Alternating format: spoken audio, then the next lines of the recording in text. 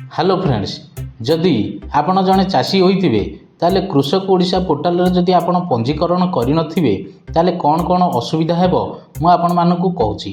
प्रथमतः आपण कालिया किस्ती पाइबे नाही। आपण जो कालिया टंका पाउथिबे जदि आपणकर अपडेट होउची एबे कंप्यूटर ताले आपण आउ आगु कालिया किस्ती पाइबे नाही जदि आपणकर कृषक ओडिशा पोर्टाल रे नवा आईडी कार्ड आपणकर नाही। सेही भली आपण पीएम किसान किस्ती मध्य पाइबे नाही।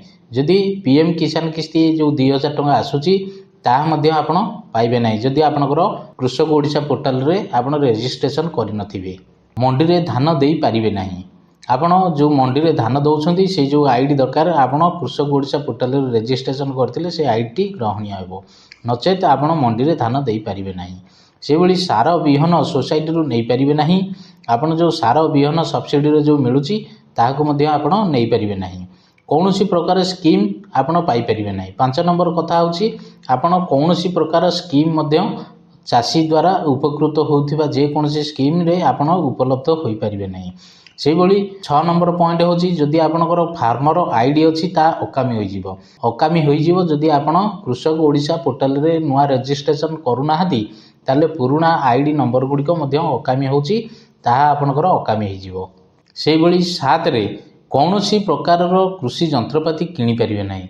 जदि आपण सब्सिडी रे कृषि जंत्रपाति किनुछंती ताले आपण किनी परिबे नाही जदि आपनकर कृषक ओडिशा रे रजिस्ट्रेशन होई नाही।